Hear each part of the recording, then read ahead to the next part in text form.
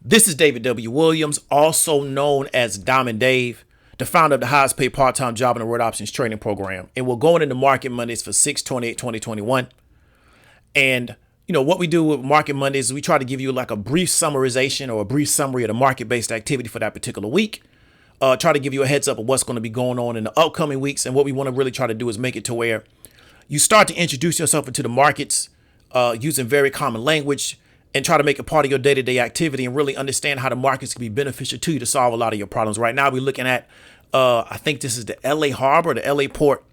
Big fan of the Drew League out there on the West Coast. And one of the biggest issues with the Drew League is the fact of capital financing, making sure that there's enough liquidity created by the Drew League to continue to maintain the Drew League. Well, that can be solved utilizing the market. There's too much money in LA for the Drew League to have a monetary issue. And there's too many people that have come through the Drew League that have made a lot of money to where they don't need to donate. They can create the seed capital and then hand that to somebody that can leverage the market to finance the Drew League. And we're not having these kind of conversations, and we don't understand that we're in a particular environment where there's all these different marketplaces, and we're not utilizing any of these marketplaces to solve our problems, but we're the solution to the problem of a lot of these marketplaces. Let's get into it. So today the Dow was down around 0.44%. The S&P 500 was up around 0.23%. The NASDAQ was up around 0.98%. The market really wasn't that bad today. It wasn't really shaky. We still have not seen a big sell-off this month, so we think that we're kind of going to break out of that 20-year seasonality. And it wasn't a hard and fast rule that we had to dump in June. But over like a 20-year and also over the 5-year, I saw that there was a big sell-off normally in June, and we have not yet seen that. And it looks like, because we're getting close to the end of the month, we're probably not going to see that, even though we still got some days left. So what we want to do is continue to observe that and kind of figure out where the market is going. 10-year treasuries are about 1.48. We can call that 1.5%. It's still relatively low. A lot of money we see going back into tech or being supported in the tech because that treasury rate's so low. And what we're talking about is we just want to see how the month closes. We're no longer getting these COVID updates that used to happen every week where the market went up or down based on the COVID update.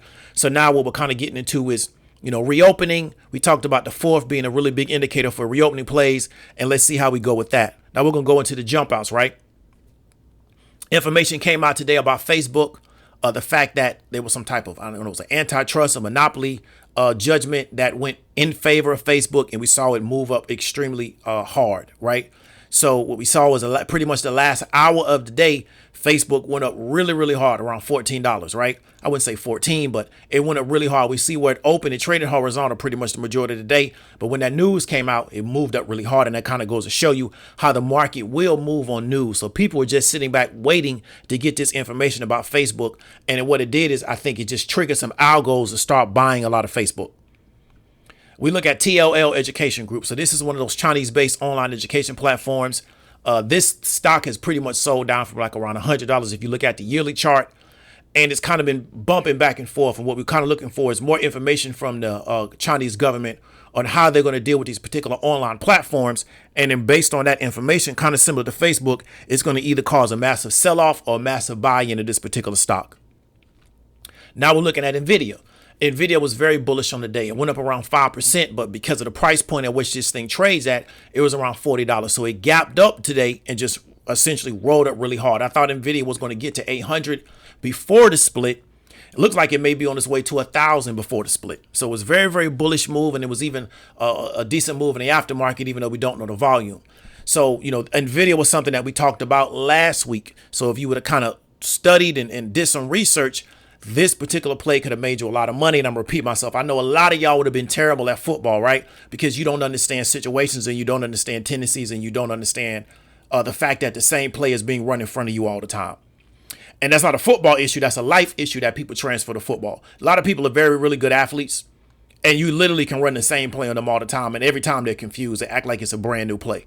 And so a lot of people have that issue going on in their real life, and then they bring that into the markets. So we talked about why we've seen historically over the past pretty much year, stock splits historically are not bullish events.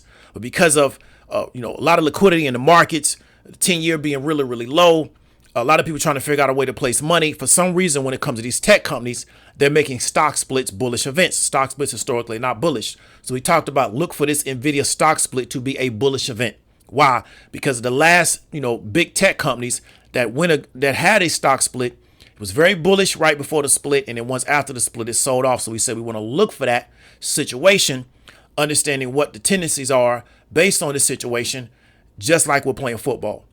So if you had paid attention to that and actually applied it, no guarantees. I can't guarantee that you're going to make any money in the market. In fact, you should expect or anticipate maybe losing some money in the market until you figure out what's going on. But you could have capitalized on this particular NVIDIA play. And this is going to kind of lead into what I'm talking about in the next subject. So the topic of the day is understanding business models, right? And one of the biggest questions a lot of people have is if you're getting ready to invest in a company, right? What is a business model? How do they actually make money? Not what does the media say they make money. Do you understand the actual business model? So let me ask you a question. We're on YouTube. How does YouTube make money? How does YouTube, essentially Google, how do they make money? The actual corporation, not the people, not the content creators. How does YouTube make money? What's their business model? Right? Because they have to be able to create value for somebody to spend money with them. Right? So what is their model to create value? Right? Then what is their model to deliver value? And what is their model to capture value? Right? And I don't necessarily like how they use the word value capture, value delivery, but I do like value creation. So how do they create value for the people? Right? Or create the anticipation of value for the people that they desire to do business with. So who is YouTube's ideal customer? Right? And so once you understand that, then you kind of understand, is this company going to be able to be successful at business based on how they do business? Okay. So looking at YouTube, YouTube is essentially a content platform. What they do is that they incentivize content creation by monetization of that content creation. So they incentivize people to make content on. Now, the majority of people that make content on YouTube are going to make very little to no money on YouTube. But they incentivize content creation by what? Allowing you to monetize your content. Okay. What that does, it creates massive amount of content creators. Some people are going to be really, really good. The majority of people are going to be average, and it's going to also have a percentage of people that are going to be very terrible at it. But the people that are really, really good are going to drive millions of views. YouTube and really Google using its algorithm can essentially cookie those people, understand who they are, what are their likes, what are their desires, what are the kind of things that they're looking at, and then they direct ads at those particular people based on that. So what they're able to do is go to marketers, but really go to corporations and say, hey, we have these particular, customer segments based on people that watch these videos. Here are some of their attributes. You can segment them this way. We got these particular selects, and then you can run ads to them based on these things. Right. So if you go into the YouTube, and a lot of people have never been into the back end of YouTube where you can run the ads, you can do it based on keywords. You can target channels. You can target a lot of different things. You can target locations. You can target by age. You can exclude certain stuff. So it's a very robust advertising platform that they utilize to out advertisers to point ads at their particular audience that is there to watch the content that is being created by the content creators. Now, do we have some professional content creation on YouTube? You do got like some of the mainstream channels that also have a YouTube platform, but a lot of the biggest YouTube channels are really amateur content creators that are just really good at creating compelling content. And the more compelling content that they can create, the more ads YouTube can run, which therefore means the more money that they can charge advertisers for those particular ad placements. That's their business model. Now, what I wish YouTube would do, right, but they won't make the money on it. The content creator will. And this is why you got something like Patreon, is I wish they had it to where you as a content creator could charge your audience directly for content without utilizing ads. So what do I mean by that? Similar to Patreon, $5 a month, $10 a month. You just create a tier. And if you like the content that good, you pay $5 a month. Because what we have is, and this is something that happened probably about 25 years ago, when we started creating an audience that believed that people should give them content and really creative content for free. And I'm not against, the downloads and things of that nature. That wasn't the issue because most people didn't even know how to do that. What happened is when it became very easy to just jump on the internet and download content or go to a SoundCloud and listen to people's songs, and it became very easy to that, it started creating this expectation that somebody's supposed to create something for you and you're just supposed to access it for free. The same way with YouTube. Somebody creates content, you just go on YouTube and you watch it and you don't pay anything up front. And my thing is that if the content is that valuable to you, you should pay for it. The same way you pay for gas, the same way you pay for food, the same way you pay for lodging. If my content is valuable to you, it should be worth at least $5 a month. But the perception in the audience has changed where they believe they should just get it all for free. So therefore, you have to create a model that doesn't reward the content creator up front. They got to figure out how to create enough compelling content to where YouTube now, through their advertising partners, can monetize the content, and then they get paid on the back end, as opposed to just creating a tiered model. Now, you still got Patreon, but it would be easier if you could keep everything within the YouTube universe, right? But YouTube understands the actual psychographic mentality of this audience. They just want a lot of content for free. They just want to go over YouTube and just watch anything they want to watch for free. And they're willing to deal with advertisements to keep it free. Most people on YouTube don't have to pay YouTube subscription. They got the free YouTube subscription. So you got to really understand your business models, right? YouTube understands that we need content. We want to have a big content platform. What we have to do is incentivize content creators. So we take amateur content creators and make them believe that if they're successful at creating content, they will get AdSense revenue based on views, right? It's always interesting to me that a person is on YouTube trying to drive views, but they're not selling anything. To me, a better model is to be selling something so you're not dependent upon views, because it can be very, very hard based on your audience to get views. Right? Because what you're doing now is you're playing the game of just trying to get somebody's attention. And that's why you see so many people on YouTube doing these outlandish things just to get attention, because that's the game that they're playing. Right? Well, to me, as a content creator, a better business model is to drive views to your YouTube page to sell a product to that audience. I do not play the AdSense game. I knew when I came out of the gate, my message was never going to be a message that was going to reach 1 million people, because I don't have a mass message. I have a message that very few people are even going to want to entertain. So I could not pursue that model. With other people, I watch them drop a video and literally in 24 hours, they got 500,000 views. And it's not that I'm mad at them. Good for them, because they're able to make all their money off their AdSense. Right. I mean, there's literally, I know a chick on YouTube. She probably do $250,000 a month off YouTube, because she'll drop a video and she'll get 80,000 views within like 24 hours. There was another guy who has a Tesla channel. He don't sell anything. He got a Webull affiliate account and that's it.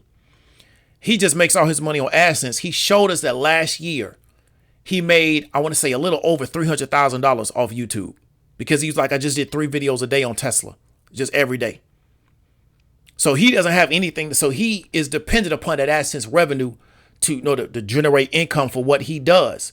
So he utilizes that particular model. And that's really how YouTube is set up.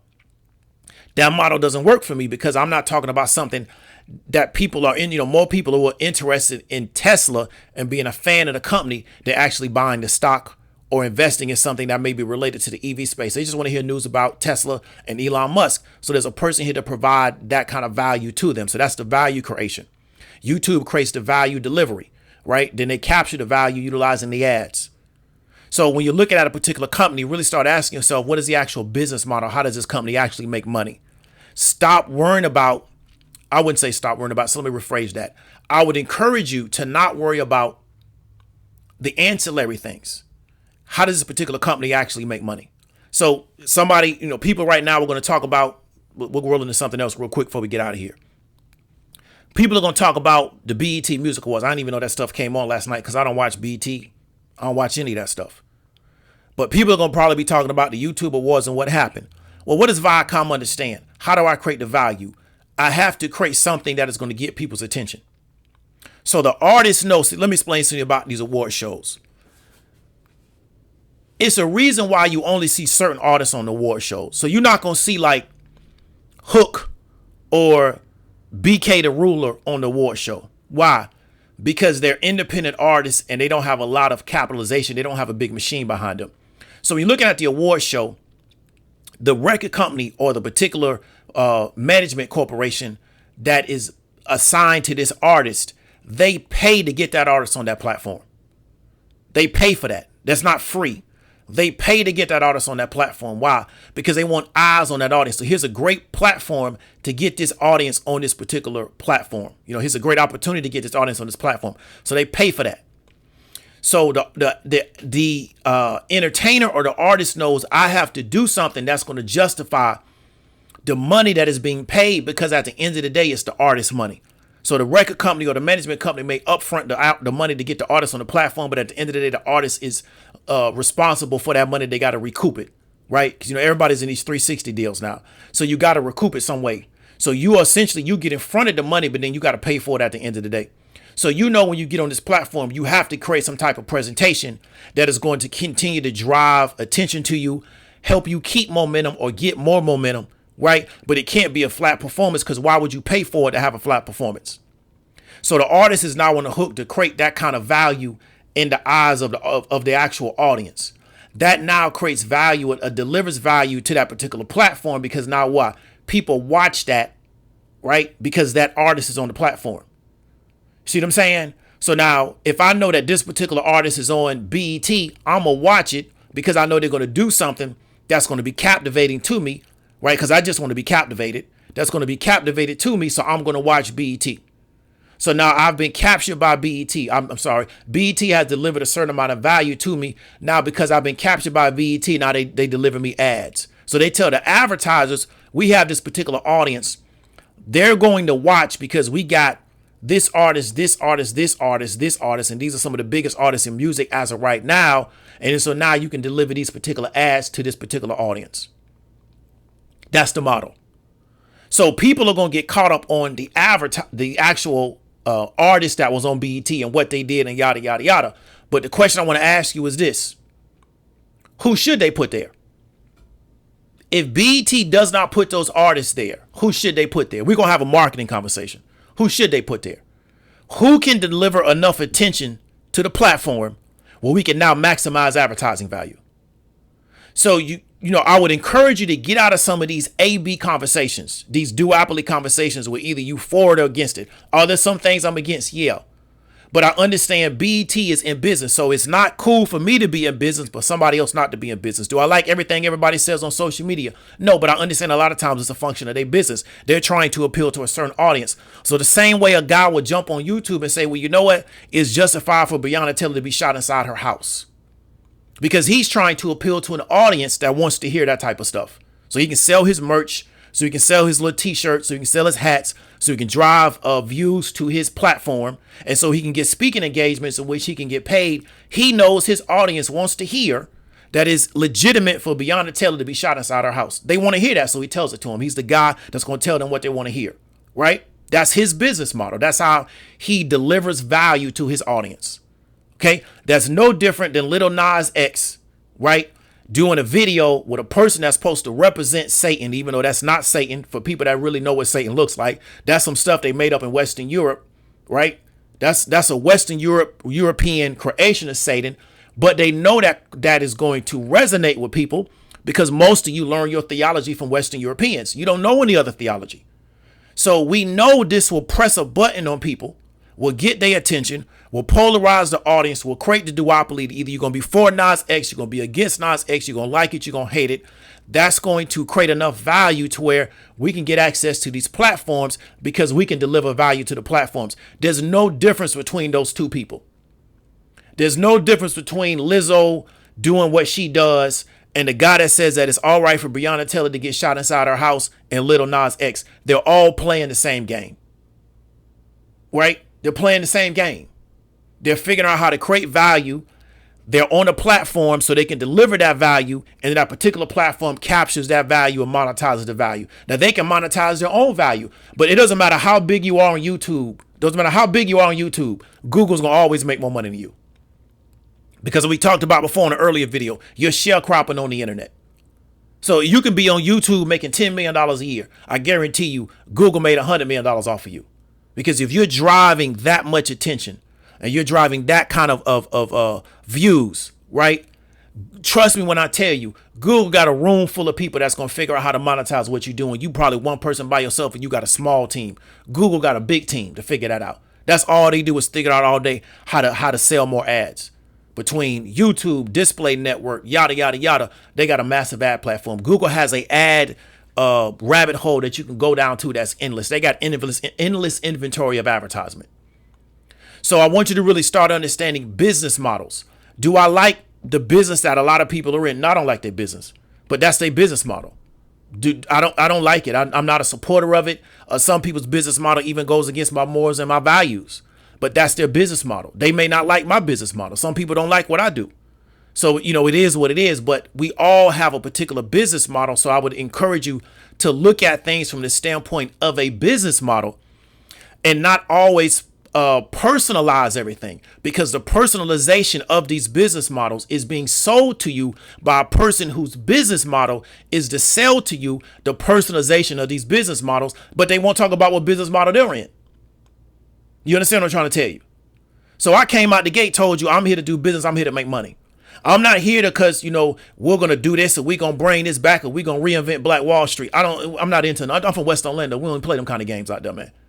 We don't do none of that, right? I'm here to do business. I'm here to make money. That's my business model. And I got a certain type of products, a certain type of consultant I can sell you as a result.